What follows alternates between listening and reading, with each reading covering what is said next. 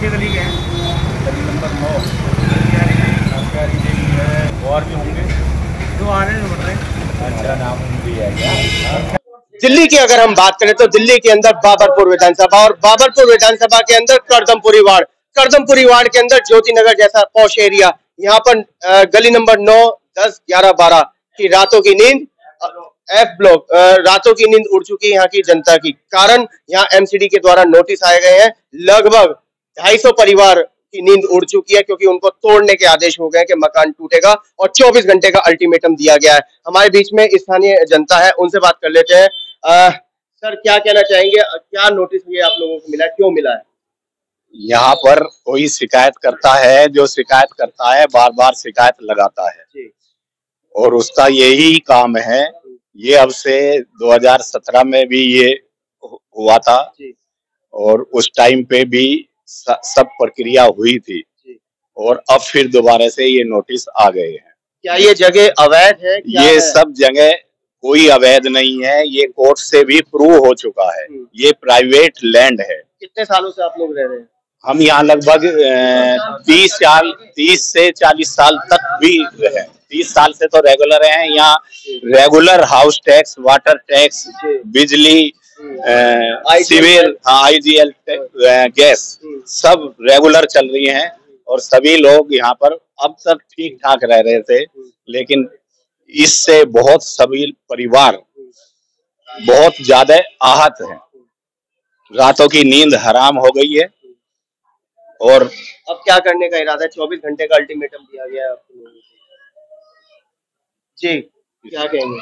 तो यहाँ तो हम तो लोग रह रहे हैं यहाँ पे 90 से पहले से लोग रह रहे हैं यहाँ पे और बार बार ऐसा कुछ भी नहीं था, लेकिन ये अभी कुछ सालों से एक बार पहले किसी ने कंप्लेंट की थी तो कोर्ट के द्वारा ये हुआ कि ये अवैध मतलब नहीं है, इस तरह का कुछ है नहीं।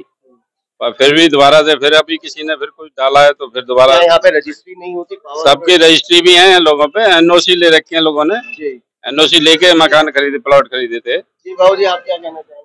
भाई साहब, सब गैर कानूनी है, ये कुछ नहीं है, सब पब्लिक प्राइवेट जमीन, प्राइवेट लैंड है सारी की सारी। यहाँ किसी का मतलब गवर्नमेंट का कोई एमसीडी की जमीन नहीं है, TDA की जमीन नहीं है। ये कोर्ट ने भी आदेश कर चुके, कोर्ट से इस चीज का दोनों लिख के दे चुके हैं कि हाँ जमीन हमारी नहीं है, हमारी है नहीं। लेकिन राजीव जी क्या कहेंगे, पूरा मामला क्या है? इसमें एक ब्लैकमेलर है जो कि बिल्डिंगों से अवैध उगाही का धंधा करता है। उसने पहले यहाँ 2-3 मकानों से नक्शा पास ना होने की वजह पर उनसे पैसे लेने की कोशिश की और उसको पैसे नहीं मिले तो वो हाई कोर्ट में उसने एक PIL दाखिल की। PIL में क्या है कि ये प्राइवेट लैंड है। 89 में जब इसका रेजोल्यूशन आया था उसमें ये लैंड फॉर कम्युनिटी फैसिलिटीज दिखाया गया था, लेकिन ये है प्राइवेट लैंड। उसको लैंड को आज तक एक्वायर नहीं किया गया और उसके बाद क्या हुआ, उन्होंने आज तक एक्वायर नहीं किया। इसमें फिर बसावट होगी तीन क्योंकि लैंड प्राइवेट है, जो प्राइवेट कॉलोनी है, तो उन्होंने अपना काट दिया। उसके बाद ये सैंक्शन लेआउट में आ गया, लेकिन सैंक्शन लेआउट में कुछ जगह जो है उसके लिए दिखाई गई कम्युनिटी फैसिलिटीज के लिए। उसने उस नक्शे को लेकर उस ब्लैकमेलर ने PIL दाखिल की, जिसमें कि फिर मैं RW की तरफ से मैं पेश हुआ और उसमें फिर हमने हाई कोर्ट में ये पूछा MCD से, भाई आपके पास अगर ये कहते हो कि ये जमीन उसके कम्युनिटी फैसिलिटीज की है सरकारी, तो आप बताइए कौन सी, कहाँ आपने इसको क्या नाम, आपने इसको लैंड एक्वायर की होगी या DDN आपको दी, कोई तो आपके पास टाइटल होगा। फिर उन्होंने कहा, एफिडेविट फाइल किया हाई कोर्ट में चीफ जस्टिस के यहाँ कि ये लैंड प्राइवेट है जी, हमने कोई लैंड एक्वायर नहीं की, ना हमें कोई DDN दी। हाँ, ये लैंड क्योंकि उसमें दिखाया गया सैंक्शन लेआउट में, तो ये लैंड जो है कम्युनिटी फैसिलिटीज के लिए है। इस पे जितने भी लोग बैठे हैं ये कम्युनिटी फैसिलिटीज के लिए यूज कर ले, इस पे रिहाइश यूज नहीं करें। वहां उन्होंने ये अपना एक दे दिया तो लेकिन वो क्योंकि PIL वो दूसरा अड़ा हुआ था कि जो जमीन है जितनी बची हुई है उसे तो कम से कम कम्युनिटी फैसिलिटीज के लिए आरक्षित किया जाए।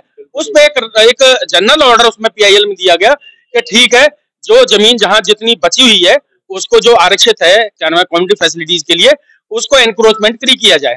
सिर्फ एक ये जनरल ऑर्डर हो गया, बाकी सबको फ्री कर दिया गया क्योंकि सबकी जो लैंड प्राइवेट थी सब 40 साल पहले की रजिस्ट्रियां हैं। आप यहाँ एक सेकंड मेरे साथ आएंगे, मैं कैमरामैन से कहना चाहूंगा साथ चले और दिखा रहे हैं राजीव कौशिक जी। जी, बिजली है, पानी है, बिल्कुल है। और यहाँ देखो ये IGL की गैस लाइन है, ठीक है। ये सारी सुविधाएं हैं पिछले 40 सालों से, सड़क है, सीवर है। ये सरकारें अंधी हो गई हैं क्या? इन्हें दिखाई नहीं देता जब ये फैसिलिटीज दे रही थी। आम जनता को क्या पता होता है जब उनको दिख रहा है कि ठीक है ये सारी सुविधाएं हैं, तो उन्हें पता है कि ये जो है सैंक्शनड है।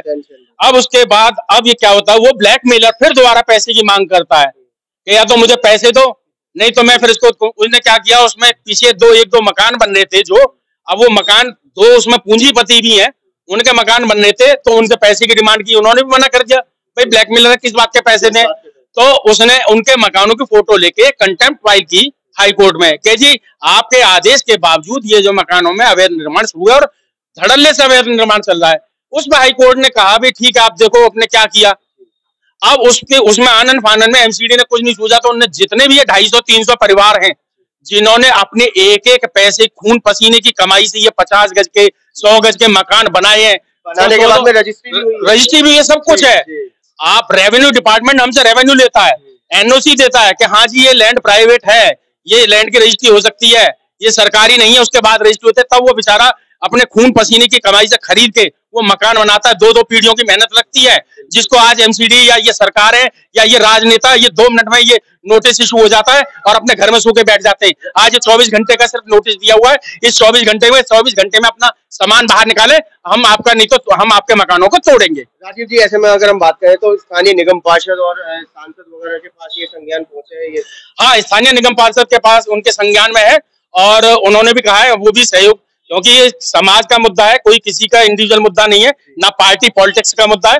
उन्होंने कहा है हम इसमें सहयोग करेंगे, और क्योंकि इसमें लेकिन सबसे बड़ी बात है जो हमारी एक डिमांड है सभी लोगों की, वो ये है कि इसमें हमारे मनोज तिवारी जी जो सांसद हैं या हरदीप पुरी जो हमारे केंद्रीय शहरी विकास मंत्री हैं, उनके साथ मनोहर लाल खट्टर जी हैं, वो इसमें एक तुरंत एक अध्यादेश जारी करें, जैसे कि अध्यादेश 2007 में कांग्रेस की सरकार में उस समय जो भी थे शहरी विकास मंत्री, उन्होंने किया था अनऑथराइज कॉलोनी के लिए, ताकि इनको सबको प्रोटेक्शन मिल सके। इनको ही नहीं, पूरी दिल्ली में जहां लैंड का जहां इस तरीके का स्टेटस है, वहां सबको उस अध्यादेश से सुरक्षित किया जा सके, उनके जीवन को सुरक्षित किया जा सके, उनके जो 2-2, 3-3 पीढ़ियों की मतलब कड़ी मेहनत के पैसे से जो उनकी जो प्रॉपर्टी है, जो उनकी संपत्ति है, उसको सुरक्षित किया जा सके, उसके लिए एक अध्यादेश बहुत ज्यादा जरूरी है, जो कि सेंट्रल गवर्नमेंट निकाल सकती है। और वो ज्यादा देर का काम नहीं है, सिर्फ एक 15 मिनट का काम है। अगर वो चाहें, उनके अंदर इच्छा शक्ति है और लोगों की सोचते हैं, तो वो इसे 15 मिनट में कर सकते हैं। राजीव जी, ऐसे में 24 घंटे का मात्र अल्टीमेटम दिया गया है, तो अब आप लोग क्या करने वाले हैं? हम लोग जहां भी है, जिसके पास भी है, जा रहे हैं। सुबह सभी लोग यहाँ के स्थानीय निगम पार्षद से मिले थे, और उससे पहले हमारे जो माननीय सांसद हैं उनसे भी मिले थे, और माननीय सांसद ने भी भरोसा दिलाया था। लेकिन क्या है कि भरोसा दिलाने के बाद क्या है कि आप भी समझ रहे हो कि जिसको नोटिस है उसकी तो नींद उड़ी हुई है, बिल्कुल ठीक है ना। उसको पता है, उसको ये नहीं पता कि उसका सामान, उसका वो खुद अपने बच्चों के साथ कर सड़क पर आ जाएगा, कुछ नहीं पता। तो इसलिए हम इस चीज की आवाज उठाना चाह रहे हैं, इसके विजुअल्स को बना के आपके थ्रू आवाज उठा रहे हैं। इन आवाज को हम वहां आगे सरकार तक पहुंचाना चाह रहे हैं, ताकि सरकार इन सब परिवारों के बारे में सोचे और उसमें तुरंत कोई संज्ञान ले, ताकि एमसीडी उसमें कुछ इनके खिलाफ कोई एक्शन ना ले सके। क्या कहेंगे, ये जो नोटिस मिले? ये बिल्कुल गलत है, नाजायज है, बिल्कुल नाजायज है, गलत है। मैं यहाँ से 90 से रह रहा हूँ। सबसे पहले 9 नंबर के लिए मेरा मकान बना था।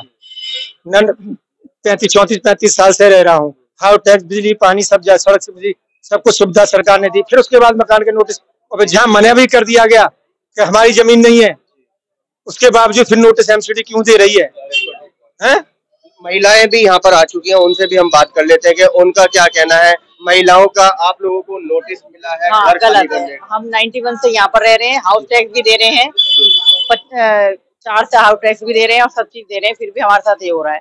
और वोट भी देते हैं, वोट भी देते हैं, आधार कार्ड भी है, पासपोर्ट भी है, और हम कहाँ जाएंगे? हम इसी बात वहाँ पर गैस लाइन सब कनेक्शन दे रखे हैं, हाउस टैक्स भरते हैं, तो हम कहाँ जाएंगे? यहाँ से 33 सालों से रह रहे हैं। 35 साल हो गए मेरे को, तो 35-36 साल हो गए मेरे रहते। 18 का हाउस टैक्स नहीं जमा था हमारे पास। एमसीडी से इंफॉर्मेशन आती है, मैसेज आता है कि आपका 17-18 का टैक्स नहीं जमा है, हाउस टैक्स नहीं जमा है। तो हमने हाउस टैक्स जाके जमा किया, तो किस बात की मतलब वो हम लोगों को पनिशमेंट दी जा रही है? सरकार इस विषय में क्या बोलेगी बताइए? तो ये जनता नाराज है, हताश है और इन्हें हिम्मत चाहिए, हिम्मत देनी भी जरूरी है। लगभग 50-50 साल से यहाँ पे लोग रह रहे हैं, हाउस टैक्स जमा है, आईटीएल यहाँ है, सीवर यहाँ है, बिजली यहाँ, पानी यहाँ, आधार कार्ड यहाँ, पैन कार्ड यहाँ, पासपोर्ट यहाँ, रजिस्ट्रियां हुई है, कोई पावर ऑफ अटॉर्नी पे नहीं रह रहे हैं। केवल एक आरटीआई की कंप्लेंट पर ये सारी कार्रवाई हो रही है। आखिर ये आरटीआई वाले चाहते क्या है, इनकी मंशा क्या है? क्या इन पे कानूनी शिकंजा नहीं कसा जाना चाहिए? ऐसे में सवाल ये खड़ा होता है, जो चुने हुए प्रतिनिधि है उन्होंने अभी तक क्यों नहीं एक्शन लिया है? क्यों भगवान न करे अगर यहाँ पर कोई हादसा होता है तो कौन होगा जिम्मेदार? कैमरामैन पवन शर्मा के साथ राहुल शर्मा, भारत टीवी।